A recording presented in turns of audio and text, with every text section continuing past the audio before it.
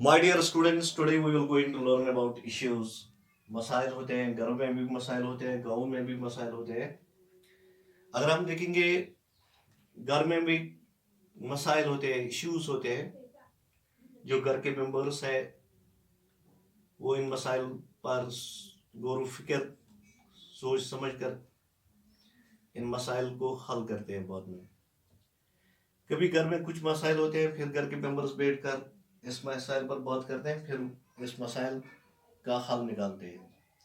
इसी तरह गाँव में मसाइल होता है, पानी का मसाइल होता है, बिजली का मसाइल होता है, बंड का मसाइल होता है या सड़क का मसाइल होता है. फिर गाँव के जो मेंबर्स हैं वो इन मसाइल पर गौर व फिक्र करते हैं. तो इसके बाद वो कोई ना कोई सलूशन निकालते हैं इन इश्यूज को हल करने में. फॉर इंस्टेंस सड़क का इशू होता है तो पहले वो सोचते हैं कि ये सड़क कहाँ से निकलेगी, किस तरीके से निकलेगी, हमें क्या करना है. तो बाद में वो इस सड़क को निकालते हैं. तो जो ये इशू होता है, ये जो मसाइल होता है, फिर वो इस इशू को हल करते हैं. इसी तरह ग्लोबल लेवल पर इश्यूज होते हैं, issues which has its impact on the whole world, that are called as global issues. Terrorism global level पर इशू है. ये वायलेंस है गवर्नमेंट के खिलाफ टू अटेन सर्टेन ऑब्जेक्टिव्स. जो टेररिस्ट है वो गवर्नमेंट के खिलाफ होते हैं. क्यों होते हैं? उनके कुछ ऑब्जेक्टिव्स होते हैं. या तो टेररिस्ट के साथ उन लोगों के साथ इंजस्ट की गई होती है तो वो बनते हैं टेररिस्ट, या किसी माइनॉरिटी ग्रुप के साथ इल ट्रीटमेंट किया गया होता है तो टेररिस्ट बनते हैं, या किसी के हुकूक, किसी के राइट्स छीने गए होते हैं तो हम कहते हैं वो टेररिस्ट बन गए. लेकिन अब ये ग्लोबल लेवल पर देखा जाता है कि अगर हम इन बातों को रोकेंगे, इनजस्टिस को रोकेंगे, इल ट्रीटमेंट ऑफ माइनॉरिटीज के साथ रोकेंगे, जो ह्यूमन राइट्स किसी के राइट्स है वो हम नहीं छीनेंगे, तब मुझे नहीं लगता है ग्लोबल लेवल पर भी ये लगता है कि टेररिस्ट कायम नहीं होंगे, टेररिज्म कायम नहीं होगी. तो लेकिन ये सब मुल्क अगर ये प्रैक्टिकली करेंगे तो करते नहीं है ना. बात तो सब करते हैं, प्रैक्टिकली सारे मुल्क नहीं करते. अगर सारे मुल्क प्रैक्टिकली करेंगे तो मुझे नहीं लगता है टेररिज्म क्रिएट हो जाएगा. इसके बाद disarmament. Disarmament means stopping the manufacture and storage of deadly weapons.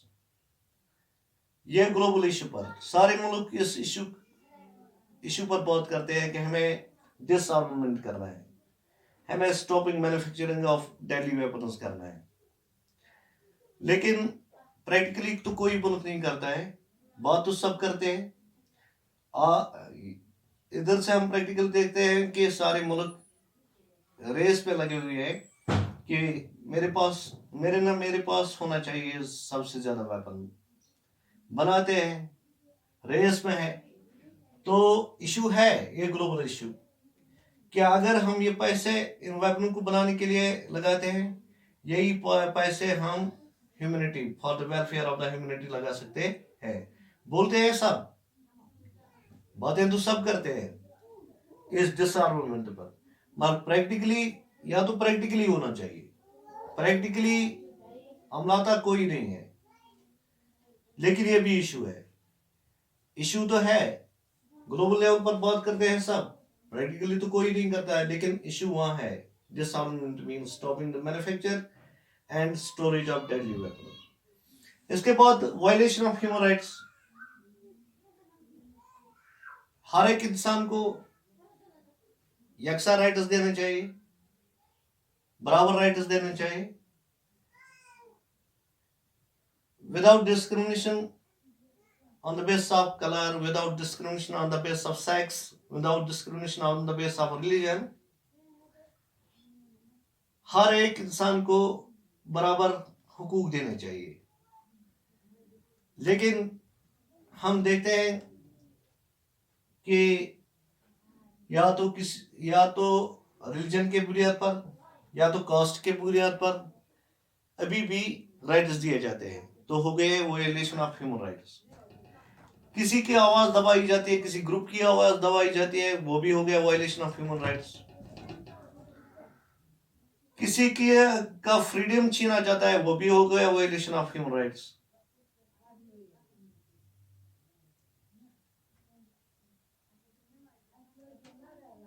तो जो यूएनओ है 10 दिसंबर 1948 में यूएनओ ने अडॉप्ट किया है चार्टर एक।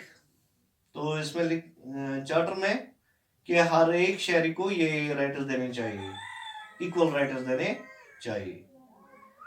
तो नेक्स्ट है कोविड-19 जो आज चल रहा है, पूरे वर्ल्ड का इशू है। कोविड-19 चाइना से स्टार्ट हुआ है, आज पूरे वर्ल्ड में इसके लपेट में है, पूरा दुनिया इसके लपेट में है। तो लाखों लोग मर गए इस कोविड-19 से। अब पूरा वर्ल्ड ये सोचता है कि ये जो कोविड-19, इस पर हम कंट्रोल कैसे कर सकते हैं, कौन सा मेडिसिन इसके लिए ठीक होगा, या हमें क्या करना चाहिए ताकि हमें अपने आप को कोविड-19 से महफूज महफूज रखेंगे। ये भी इशू अब आज पूरे वर्ल्ड में कोविड-19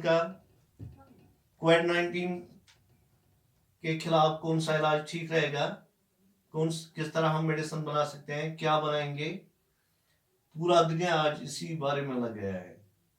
ओके माय डियर स्टूडेंट्स।